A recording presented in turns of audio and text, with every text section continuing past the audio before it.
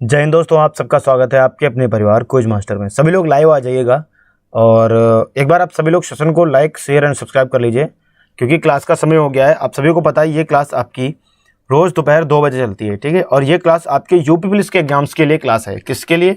UP police exams के लिए। जैसे कि आपको पता होगा कि जेल ऑर्डर का एग्जाम अभी आपका अगस्त तक होने की संभावनाएं हैं पूरी कि जैसा कि भर्ती बोर्ड के अध्यक्ष ने बताया कि अगस्त के लास्ट मंथ तक हम ये एग्ज़ाम कंप्लीट करवा देंगे। तो अच्छी बात है, काफ़ी दिनों से अटका पड़ा है। तो अभी आप लोग इस चिंता में हैं कि एग्ज़ाम होगा या नहीं होगा। तो मैं बस आपसे ये कहना चाहता हूँ, अगर अगस्त में एग्ज़ाम हो जाता तो आप क्या करोगे फिर? अगर अगस्त में एग्ज़ाम हो जाता तो क्या करोगे फिर? किस चीज़ का वेट करोगे, किस चीज़ में आप तैयारी करोगे?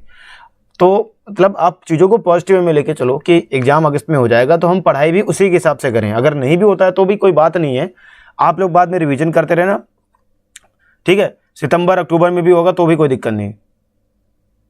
सितंबर वैसे तो बोला यही गया है कि अगस्त के लास्ट वीक तक हम करवा देंगे। चलिए, तो सभी लोग क्लास को स्टार्ट करते हैं। सभी एग्जाम्स के लिए महत्वपूर्ण है। जैसे कि आप अगर यूपी पुलिस की तैयारी कर रहे हो तो उसके लिए भी महत्वपूर्ण है ये क्लास। यूपीएसआई के लिए भी महत्वपूर्ण है क्योंकि जीके और जीएस जो होती है वो सभी एग्जाम्स के लिए सेम होती है, उसमें ज़्यादा कुछ फ़र्क नहीं होता है। बाकी अगर यूपीएसआई की आप तैयारी कर रहे हो तो उसके लिए आपके लिए बहुत ज़्यादा हार्ड रहती है। जीके का सब्जेक्ट जो है सबसे ज़्यादा हार्ड रहता है। ओके, हमारा पहला क्वेश्चन है कि भूगोल। आज हम पढ़ने वाले हैं ज्योग्राफी। इसमें आपको पढ़ना है कि भारत का भूगोल पूछा जाता है। तो भारत के भूगोल से क्वेश्चन आते हैं प्लस विश्व के भूगोल से आते हैं। तो आज हम भारत का भूगोल पढ़ेंगे। तो सबसे पहला क्वेश्चन है कि भारत का भूगोल का जनक किसे कहा जाता है? एक बच्चा कह रहा है सर मन नहीं लगता है। बच्चे देखो, मैंने जो अपनी लाइफ में एक चीज़ अप्लीकेबल करी है या आप भी अपनी लाइफ में आपको एक चीज़ अप्लीकेबल करनी चाहिए कि वो चीज़ आपके लिए क्या है। वो चीज़ है करो या मरो। आपको करना है तो आप कर डालो, वरना फिर आपके लाइफ में कुछ भी बेहतर नहीं हो सकता। आप क्यों ऐसा दर्शाना चाहते हो कि सर मुझसे नहीं हो पाएगा? क्यों ऐसा दर्शाना चाहते हो कि मैं लूजर हूं, मैं हार्ड व्यक्ति नहीं हूं, मैं बेहतर काम नहीं कर सकता? क्यों?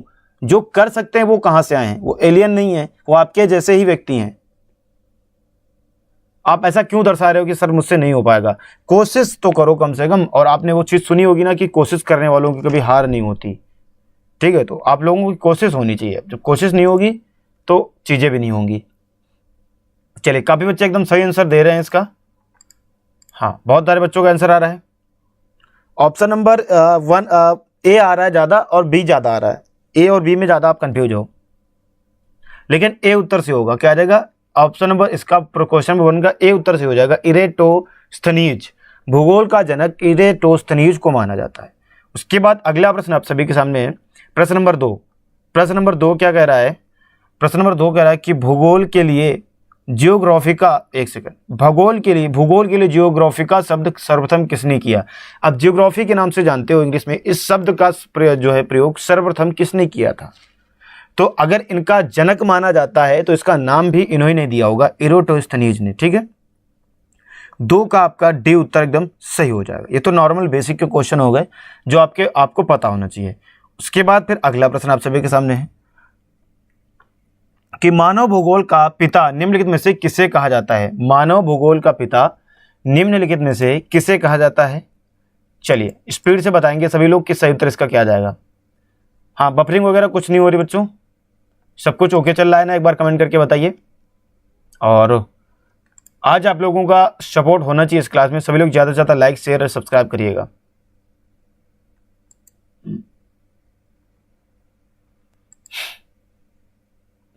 ओके ओके ओके, काफ़ी अच्छे सही उत्तर दे रहे हैं इसका भी। हाँ, ओके, बहुत बढ़िया आंसर आ रहे हैं आप सभी के।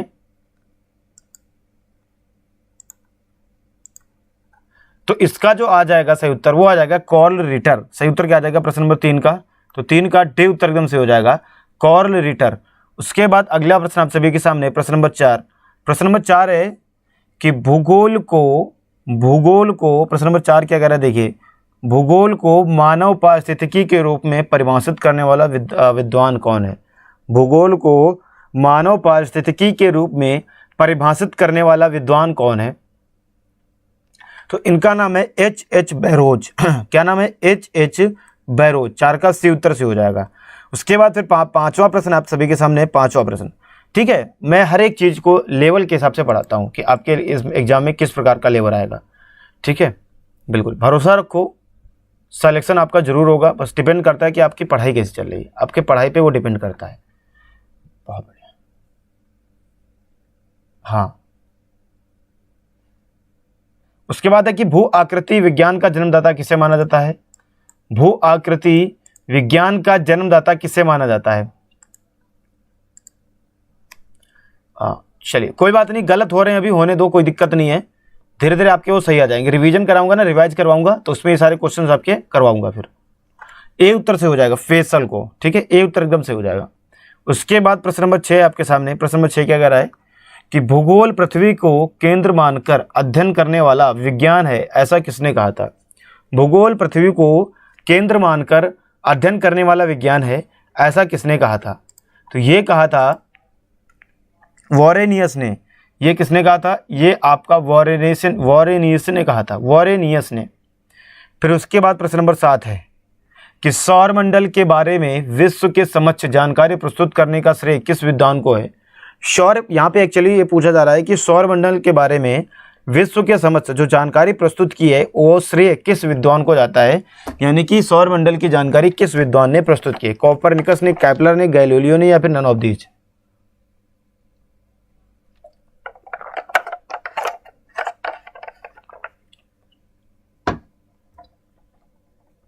तो इसका उत्तर बच्चों जो हो जाता है वो हो जाता है कोपरनिकस। क्या हो जाता है? कोपरनिकस। यानी सौरमंडल के बारे में विश्व के समक्ष जानकारी कोपरनिकस ने प्रस्तुत की। उसके बाद सूर्य के चारों ओर घूमने वाले खगोलीय पिंड क्या कहलाते हैं? सूर्य के चारों ओर घूमने वाले खगोलीय पिंड क्या कहलाते हैं बच्चों? प्रश्न नंबर 8 सभी लोग बताइए, सूर्य के चारों ओर घूमने वाले खगोलीय पिंड क्या कहलाते हैं? ग्रह कहलाते हैं, उपग्रह, पुच्छल तारा, या फिर ये सभी? तो सूर्य के चारों ओर जो घूमते हैं वो ग्रह घूमते हैं आपके। कौन से घूमते हैं? ग्रह घूमते हैं। हाँ बिल्कुल, ग्रह घूमते हैं आपके सूर्य के चारों ओर। उसके बाद अगला प्रश्न है भूगोल भूतल का अध्ययन है, इसने ऐसा किसने कहा था? प्रश्न नंबर 9 भूलोक जो है, भूलोक भूतल का अध्ययन है, ऐसा किसने कहा था? तो ये कहा था कॉन्ट ने। किसने कहा था? कॉन्ट ने। उसके बाद अगला प्रश्न है सौरमंडल में कुल कितने ग्रह हैं?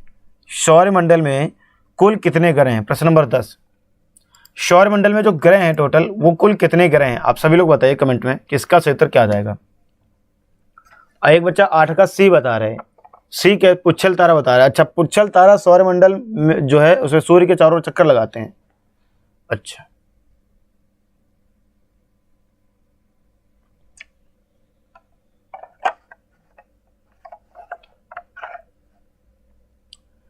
एक बच्चा 10 का ए बता रहे 12 ग्रह हैं। ओके, हमें आप उनका नाम गिनवा दीजिए बच्चों कि वो कौन से 12 हैं। मैं आपकी बात मान लूंगा, कि आपके कहने के अकॉर्डिंग वो 12 ग्रह हैं। एक 10 का डी बता रहे 8, ठीक है। एक 9 बता रहा है। अच्छा,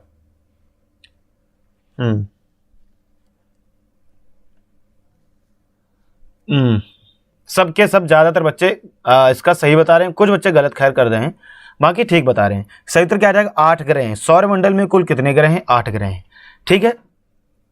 अब यहाँ पे एक क्वेश्चन यहाँ से बनता है कि पृथ्वी के निकट सबसे ग्रह कौन सा है? पृथ्वी के सबसे निकट ग्रह कौन है?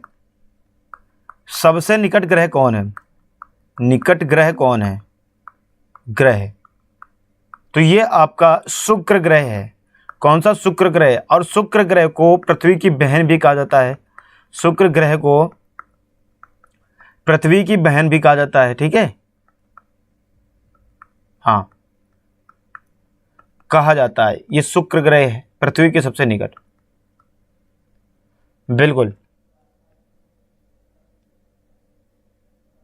हाँ, 8 जो बता रहे उन बच्चों का उत्तर एकदम सही, जो लोग कह रहे 8 ग्रह हैं। हाँ, 8 बताने वाले एकदम बच्चों का उत्तर सही है। एक क्वेश्चन और पूछा जाता है कि सबसे बड़ा ग्रह कौन है? तो सबसे बड़ा ग्रह जो आपका शनि जो है, ये आपका शनि सबसे बड़ा ग्रह है। सबसे बड़ा ग्रह है, सबसे बड़ा ग्रह है आपका शनि, ठीक है बच्चों।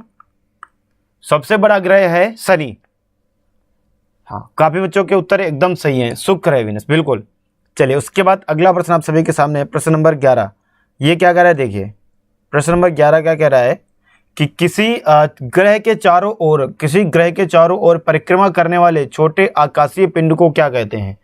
किसी ग्रह के चारों ओर परिक्रमा करने वाले छोटे आकाशीय पिंड को क्या कहते हैं? चलिए देखते हैं जरा कौन बता पा रहा है भाई इसका सही उत्तर एकदम। किसी ग्रह के चारों ओर परिक्रमा करने वाले छोटे आकाशीय पिंड को क्या कहा जाता है? तो उसे कहा जाता है उपग्रह। उसे क्या कहा जाता है? उपग्रह। 11 का सही उत्तर हो जाएगा। उसे क्या कहा जाता है? उसे कहा जाता है उपग्रह। फिर उसके बाद अगला प्रश्न आप सभी के सामने है।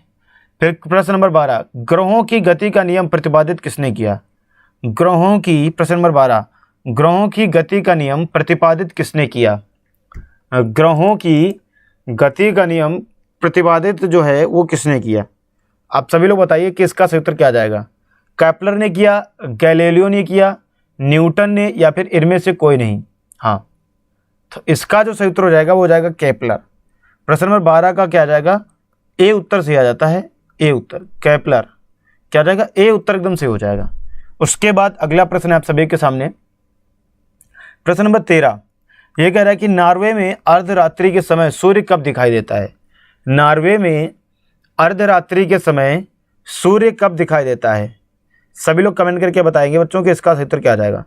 और आप लोग बहुत ज़्यादा कंजूस हो रहे हो हैं, लाइक वगैरह कर नहीं रहे हो चैनल को।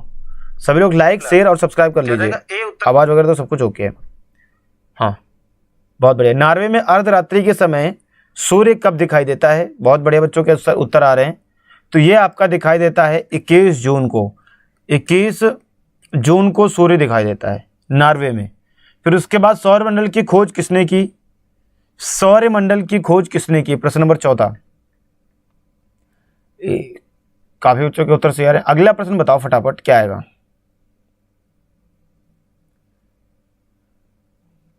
शेयर नहीं हो रहा है ना आप लोगों से ये क्लास? सभी लोग शेयर करिएगा बच्चों क्लास को।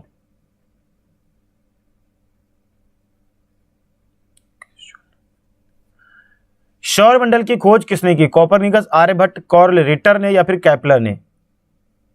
तो प्रश्न नंबर 14 का आंसर आ भी रहा है काफी बच्चों का। 14 का जो आपका सही उत्तर आ जाता है वो आ जाता है कोपरनिकस ने। सौरमंडल की खोज की कोपरनिकस ने। ए उत्तर सही है बच्चों का। अगस्त में होगा जेल ऑर्डर का एग्जाम, ये मान के चलो, ले दे के 2-2.5 महीने का समय है। उसके बाद सौरमंडल का जन्मदाता किसे कहा जाता है? सौरमंडल का जन्मदाता किसे कहा जाता है? बताइए जल्दी से।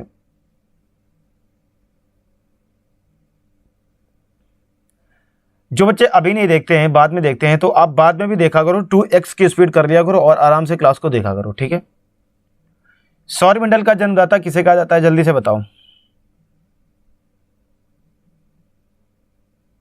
कोपरनिकस, हाँ एकदम सही था। अगला बताइए।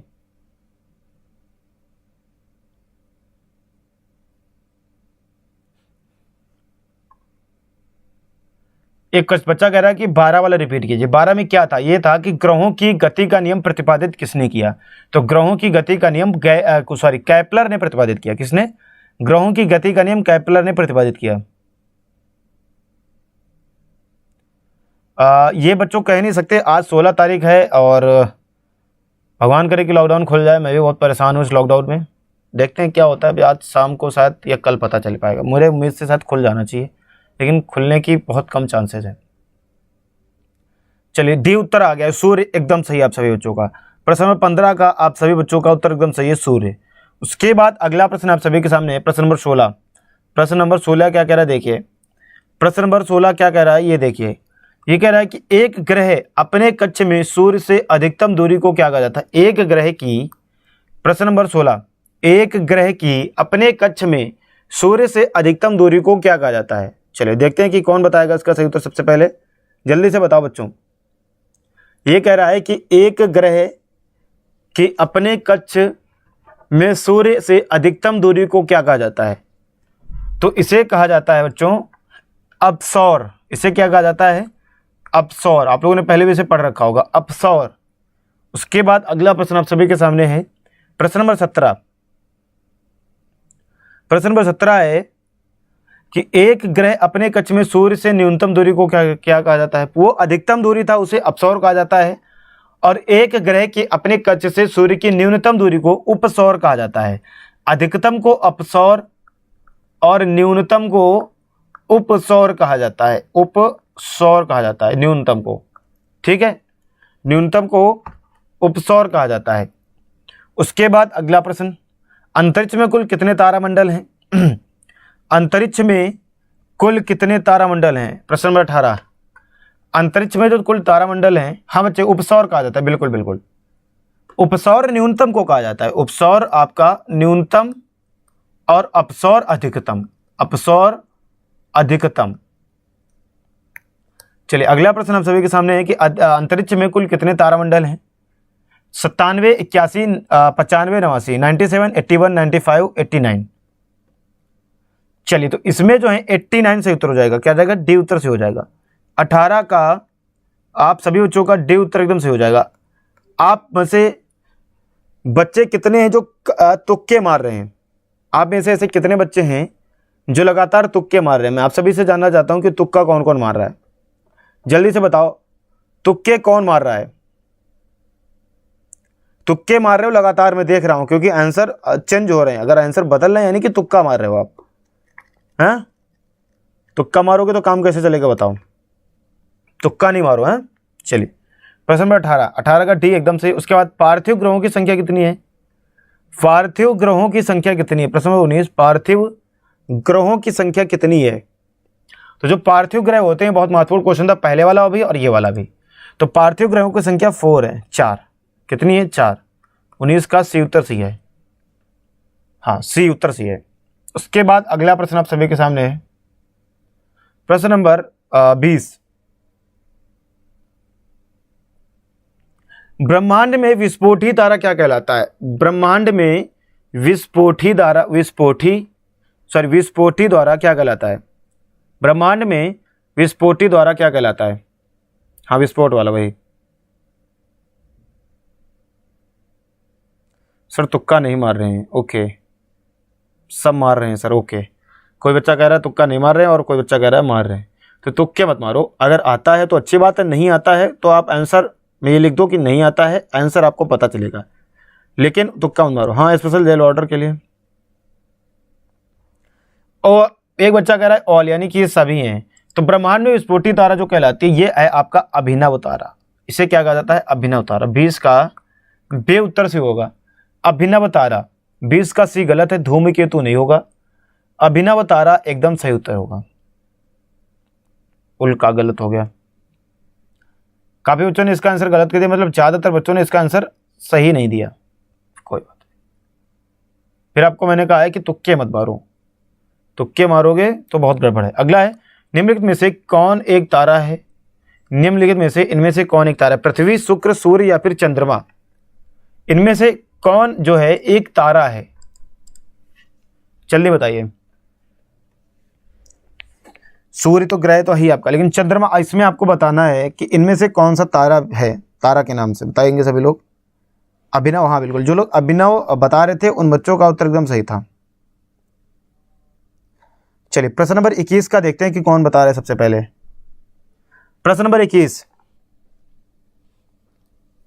एक बच्चा 21 का सी बता रहा है, नहीं पता था, कोई बात नहीं, नहीं ये अच्छी बात है। अगर आपको नहीं पता है तो आप एटलीस्ट बता तो रहे हो। शुक्र गलत हो गया, शुक्र तो ग्रह है। 21 का सी बिल्कुल सही है। जो लोग 21 का सी बता रहे हैं उन सभी लोगों का उत्तर एकदम सही है। 21 का सी उत्तर एकदम सही हो जाएगा। फिर उसके बाद सूर्य प्रकाश धरती पर पहुंचने में कितना समय लेता है? सूर्य का प्रकाश धरती पर पहुंचने में कितना समय लगता है? ठीक है, सूर्य का प्रकाश धरती पर पहुंचने में कितना समय लगता है? जल्दी से बताओ। 3 से 8 मिनट, 8 से 3 मिनट, 4 से 7 या फिर 9 से 3? जल्दी बताइए सभी लोग, सही उत्तर क्या आएगा?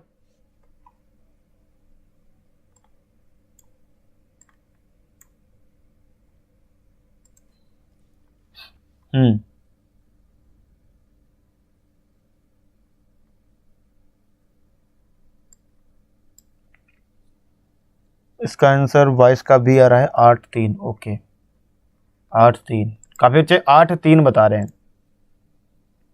हाँ तो ये आपका जो ये डैश है ना, 8:3 है, ये 8 अनुपात 8.3 सॉरी 8.3, ये 7.4 है, ये 9.3 है, ये 3.8 है। इसमें आप लोग ये मत समझ लेना कि डैश लगा हुआ है आपका, मतलब 8.3 2 का ए 22 का ए बी। जो बच्चे ए बता रहे हैं और डी बता रहे हैं वो एकदम गलत हैं। 8.3 यानी कि आपका बी उत्तर सही होगा। क्या रहेगा 8.3। हाँ, जो इसका आंसर क्या दे रहे हैं बच्चों, बी वाला उत्तर दे रहे हैं उनका एकदम सही है, जो इसका उत्तर बी दे रहे हैं। हाँ, कहीं कहीं आपको 8 मिनट 16 सेकंड दिखेगा, कहीं कहीं आपको 8 मिनट 3 सेकंड। तो आपको ये अगर एग्जाम में 8 मिनट 3 सेकंड वाला ऑप्शन दिखेगा तो यही टिक करोगे, और अगर 16 सेकंड वाला, अगर ये ऑप्शन नहीं है 8 मिनट 3 सेकंड वाला, तो आप 16 सेकंड वाला लगाओगे, लेकिन 8 मिनट 3 सेकंड वाला ही सही है। उसके बाद अगला प्रश्न आप सभी के सामने है, प्रश्न नंबर 23। सूर्य के सबसे दूर ग्रह कौन सा है? सूर्य से सबसे दूर ग्रह कौन सा है? अब आपको इसी के साथ ये भी बता देना है सूर्य के पास सबसे ग्रह कौन सा है। सूर्य से दूर तो बता ही दो, साथ में ये भी बता दो कि सूर्य के पास कौन है।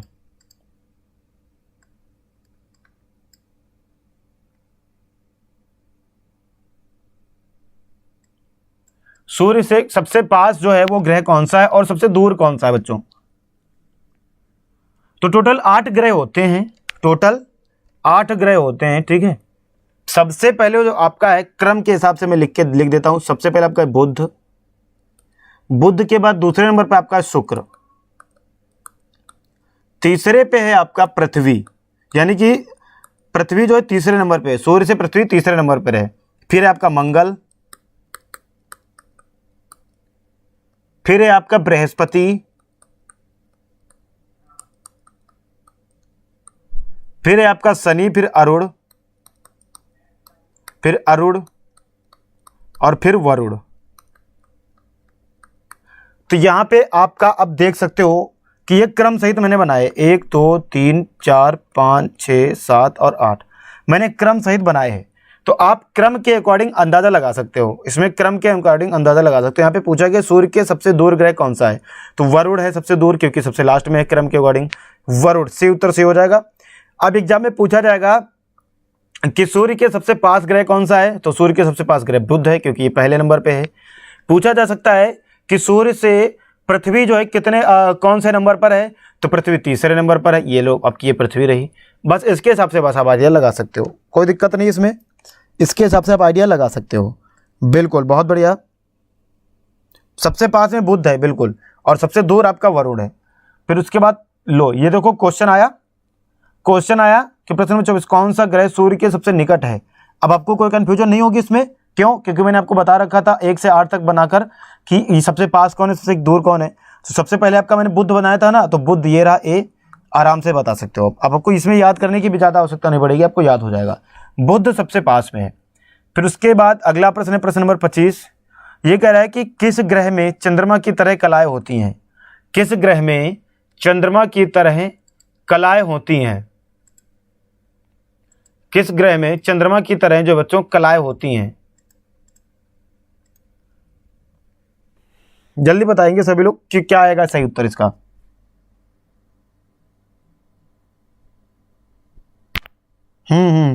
जी अक्षय कुमार।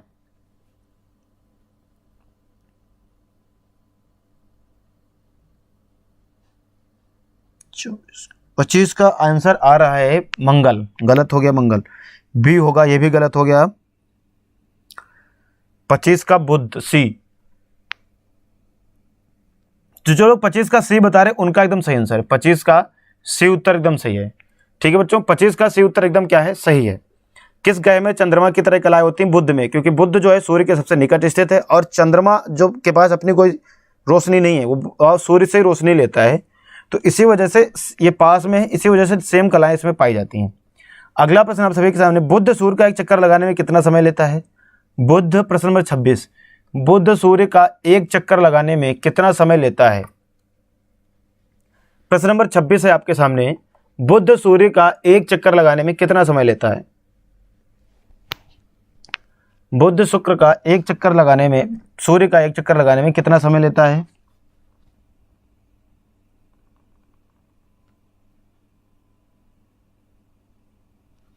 अब भाई वर्मा आप पागल हो गए हो क्या, ये बताओ क्लास के अंदर एक बात बोले जा रहे हो, सर यूपी जेल वार्डर के लिए स्पेशल क्लास है क्या? आपने थंबनेल पे नहीं देखा? मैंने आपको बताया नहीं 60 दिन के लिए क्रैश कोर्स है नहीं?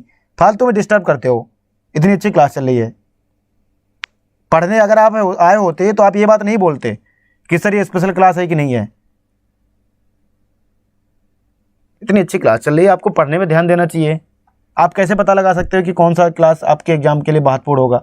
किसी ने लिख दिया स्पेशल क्लास है, पढ़ाओ कुछ और रहा है, जबकि मैंने स्पेशल क्लास लगा रखी है। सौरमंडल का, हाँ इसका सही उत्तर क्या आ जाएगा? 88 डेज, बिल्कुल सही है, 88 दिन, 88 डेज बता रहे हैं जो बच्चे, एकदम सही उत्तर दे रहे हैं। उसके बाद अगला प्रश्न आप सभी के सामने, सौरमंडल का अत्यधिक तीव्र ग्रह कौन सा है? सौरमंडल का अत्यधिक तीव्र ग्रह कौन है? तीव्र ग्रह, तो सौरमंडल का अत्यधिक तीव्र ग्रह जो है वो शुक्र है, सबसे गर्म ग्रह, ठीक है, शुक्र जो है, हाँ सबसे तीव्र ग्रह सूर्य, सूर्य बता रहा हूँ, शुक्र, शुक्र सी उत्तर से होगा, शुक्र। उसके बाद फिर अगला प्रश्न हम सभी के सामने, निम्नलिखित में से किस ग्रह को पृथ्वी की बहन, अभी थोड़ी देर पहले बताया था आपको, निम्नलिखित में से किस ग्रह को पृथ्वी की बहन कहा जाता है? थोड़ी ही देर पहले मैंने आपको बताया था,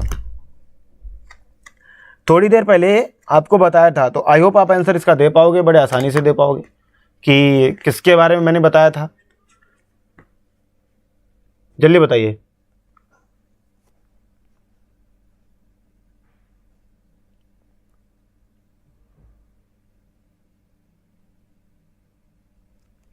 तो इसमें आपको मैंने बताया था कि शुक्र सही उत्तर होगा, 28 का बी उत्तर एकदम सही हो जाएगा, शुक्र। मैंने आपको बताया था इसमें 28 का बी उत्तर एकदम सही हो जाएगा, हाँ बिल्कुल सही है। उसके बाद फिर अगला प्रश्न आप सभी के सामने, दो ग्रह जिनके उपग्रह नहीं है, दो ग्रह, यार ये क्या हुआ, इससे तो मुझे पता भी नहीं है, एक सेकंड दो, हाँ हो गया सही। चलिए अगला प्रश्न आप सभी के सामने है, दो ग्रह जिनके उपग्रह नहीं है, चलिए से बताओ कि इसका सही उत्तर क्या आ जाता है? दो ग्रह हैं जिनके उपग्रह नहीं है, पृथ्वी और शनि, शुक्र और बुध, बृहस्पति और बुध, मंगल और शनि। तो दो ग्रह जिनके उपग्रह नहीं है, तो शुक्र और बुध इनके क्या है? उपग्रह नहीं है, उपग्रह नहीं है। प्रश्न नंबर 29 का आपका बे उत्तर एकदम से हो जाएगा, दो ग्रह जिनके उपग्रह नहीं है बच्चों, ठीक है, हाँ।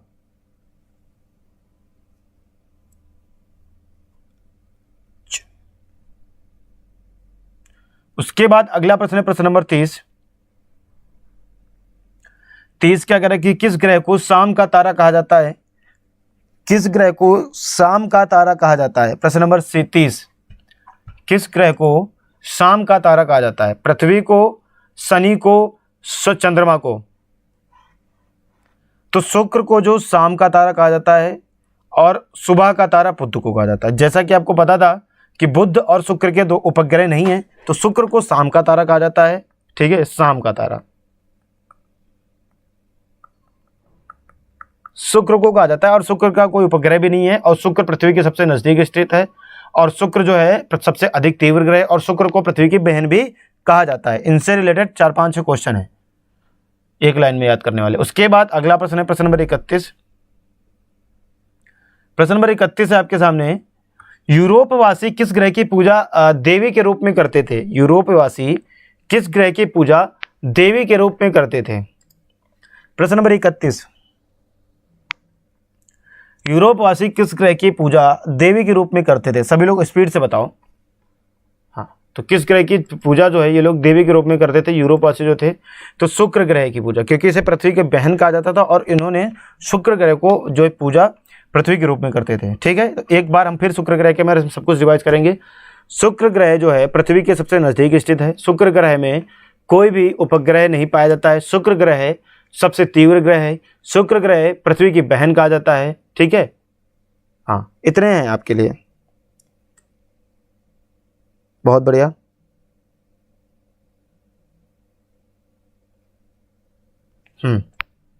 चलिए उसके बाद पृथ्वी की उपसौर स्थिति किस महीने में होती है? अभी मैंने अपसौर और उपसौर बताया था, अभी मैंने क्या बताया था? उपसौर और अपसौर बताया था। तो पृथ्वी की उपसौर स्थिति किस महीने में होती है? तो जनवरी महीने में उपसौर उपस्थिति होती है, पृथ्वी की उपसौर स्थिति किस महीने में होती है? जनवरी महीने में पृथ्वी की उपसौर उपस्थिति होती है। 32 का ए उत्तर एकदम सही उत्तर है। उसके बाद अगला प्रश्न आप सभी के सामने प्रश्न नंबर 33 है। ये क्या कह रहा है? देखिए प्रश्न नंबर 33 क्या कह रहा है? ये कह रहा है कि पृथ्वी की सबसे ऊपरी परत के लिए सर्वप्रथम सियाल शब्द का प्रयोग किसने किया? पृथ्वी की सबसे ऊपरी परत के लिए सर्वप्रथम सियाल शब्द का प्रयोग किया गया। ये सियाल शब्द का प्रयोग किसने किया था? सबसे पहले तो सियाल शब्द का प्रयोग स्वेस ने किया था।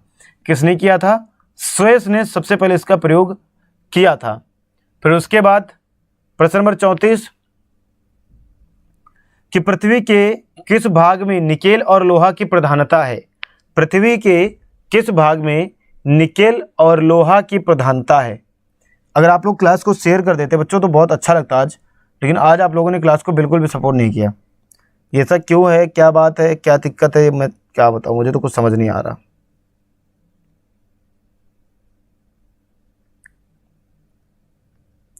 चलिए बताइए, पृथ्वी के किस भाग में निकेल और लोहा की प्रधानता है?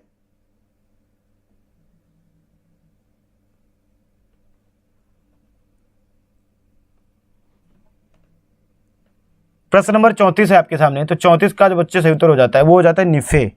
क्या हो जाता है? निफे। प्रश्न नंबर 34 का बे उत्तर एकदम सही हो जाता है निफे। हाँ, काफी बच्चे इसका सही उत्तर दे रहे हैं, काफी बच्चों ने गलत कर दिया।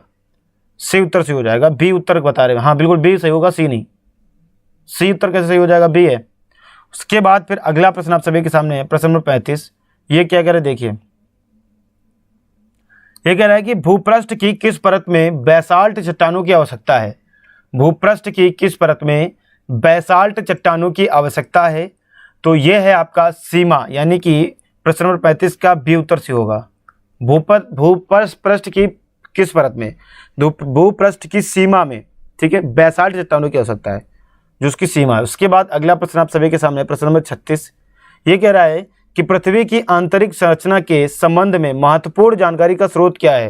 पृथ्वी की आंतरिक संरचना में महत्वपूर्ण जानकारी का स्रोत क्या है? सभी लोग बताइए जल्दी से, महत्वपूर्ण जानकारी का जो है वो स्रोत क्या है?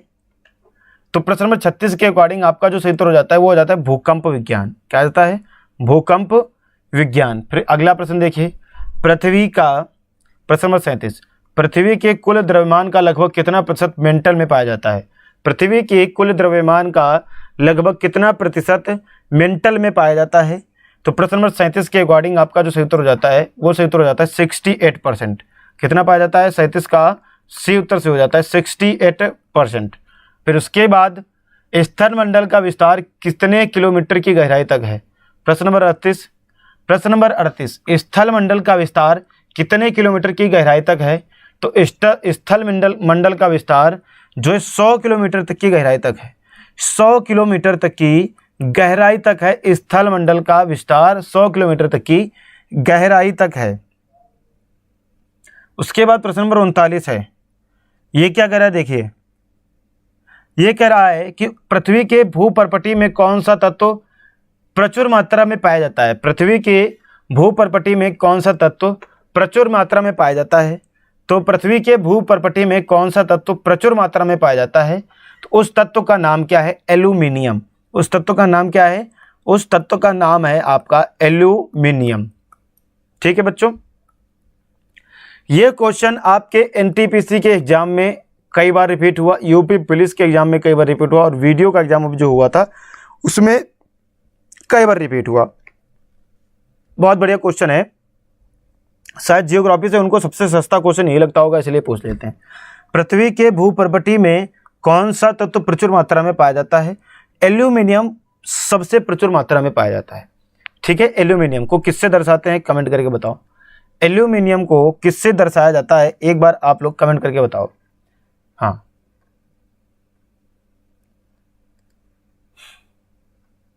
जल्दी से आप लोग सभी लोग बताइए क्या आएगा सही उत्तर इसका। कभी कभार पूछा जाता है कि इनमें से रासायनिक तत्व कौन है, तो इसे पूछ लिया जाएगा। तो एल्यूमिनियम एक रासायनिक तत्व है। एल्यूमिनियम एक रासायनिक तत्व है, रासायनिक तत्व है। ठीक है बच्चों, रासायनिक तत्व है, एल्यूमिनियम तत्व है। फिर अब आपसे मैंने पूछा था इसका रासायनिक चिन्ह पूछा था, इसका मैंने क्या पूछा था, इसका मैंने आप सभी से चिन्ह पूछा था। तो चिन्ह क्या हो जाएगा, आप जल्दी से कमेंट करके बताओ। कुछ बच्चों ने बताया, कुछ बच्चों ने नहीं बताया। हाँ, क्या आ जाएगा सही उत्तर, बताएंगे जल्दी स्पीड से। इसका सही उत्तर A L, A L, A L, A L बिल्कुल सही उत्तर है। ए एल, ए आपका एकदम सही। परमाणु संख्या बताओ फिर। इसकी परमाणु संख्या पूछी जाती है। परमाणु संख्या क्या होगी, ये इंपॉर्टेंट है, इसलिए इसके सारी चीजें मैं करवा रहा हूं। इसकी परमाणु संख्या, तो इसकी परमाणु संख्या क्या होगी आप लोग बताइए। हाँ, परमाणु संख्या क्या होगी, जल्दी से बताएंगे आप लोग।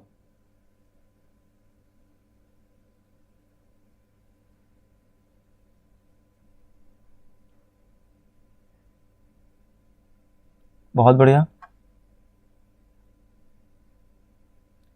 काफी अच्छे उत्तर एकदम सही बता रहे हैं।